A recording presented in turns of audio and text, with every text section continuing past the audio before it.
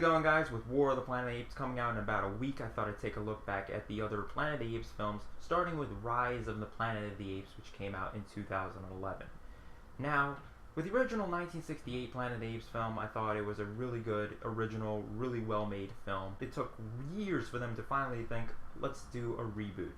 And Tim Burton's 2001 film, unfortunately, was a bit of a letdown. Visually speaking, it was a really impressive film. I think the makeup and costume design, that was one of the really positive things of that film. In terms of story and characters, that's where that entire thing fell apart. Mark Wahlberg is a pretty weak lead, and just a lot of plot holes in that film. They don't explain anything, and maybe it's because the next film was supposed to do it. I'm not entirely sure, because they were planning on making more of them. Just not a lot of things explained. You have to go based on your knowledge of the original Planet of the Apes series, and in which case you probably don't even need to see that film at all. 2011 Rise of the Planet of the Apes film, it decided to do a strictly hard reboot, and I think that was what was to be done with this entire franchise, because Tim Burton was literally just copying and pasting things from the original series, and it's just retelling something that we already know. It's like the 2001 Psycho movie. What was the point of remaking a really well-made film in the first place? One of the great things about 2011's Rise of the Planet of the Apes is it's a retelling of something that we already know. It's not just remaking the film, it's just retelling it and modernizing it to the new style of science fiction that is nowadays. In the 1960s, 1970s, science fiction was all more philosophical, kind of like the original Star Trek. And for its time period, it really fit, because 1960s, after Roswell, people were definitely fascinated in time travel and beings from other planets. So it just fit that time period.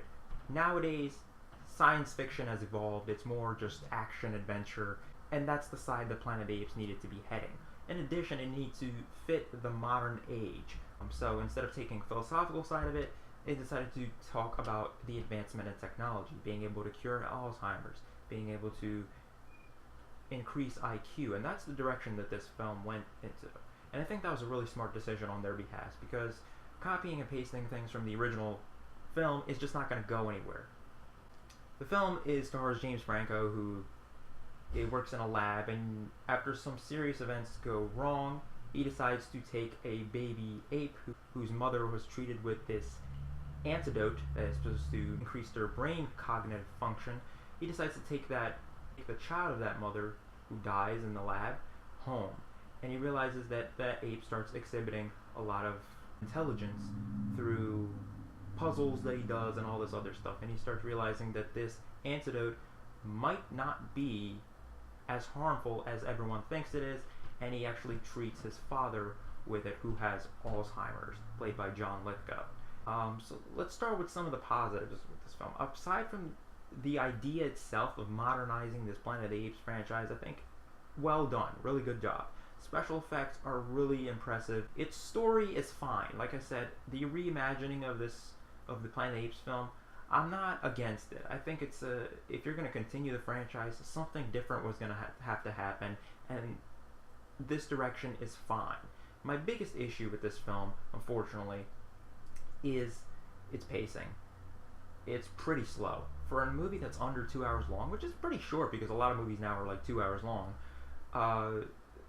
it is really slow. It drags. The title suggests Rise of the Planet of the Apes, but we really don't get any uprising until about an hour and 15 minutes into the movie, which is a big problem because it's really slow.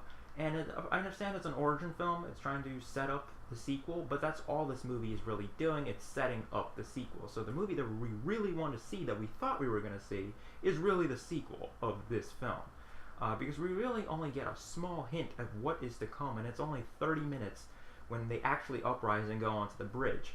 And that is my biggest issue with the film. Aside from its characters, James Franco, he's fine. He's a fine character. It's the chick that he's with and all these other characters that I really don't care about. I think John Lithgow does a really good job portraying a man who has Alzheimer's. I think he's probably the strongest character of the entire film, aside from Caesar. So really the best human character in the film. But unfortunately, he's not used a lot. He's only kind of there when something is going wrong with the drug that they're using, and he's just briefly in the film, and he should have had more on-screen time. Caesar is good. He's not doing anything. None of the apes are really doing anything. They're just kind of sitting there. He's just trying to kind of like get to know the apes, trying to become the leader of the pack. It's just, it takes a lot of time to unfold. You can't have an action film have no action in it until the last 30 minutes of the film, and that's where this kind of film just kind of drops the ball on you. It's a good story. It could have been better. The 2001's Tim Burton film, there was a lot more action in it. It was a visually impressive film, just like this film is. It's just that this one was a little bit more creative and understood what was going to work. Tim Burton's film, it wasn't adding anything new. It was actually taking a story that was already existed and really screwing up the script. This film has a decent story, just needs to manage pacing and give us better, interesting characters, because unfortunately, I like James Franco, but he was a very bland character in this film. I didn't care for his character that much. With that being said, I'm going to be giving Rise of the Planet of the Apes a B-. It's a solid film. It's not as good as the trailers make it out to be. It's got some really cool action scenes, but they only happen at the last 30 minutes of the movie on that bridge. The movie starts really picking up those last 30 minutes.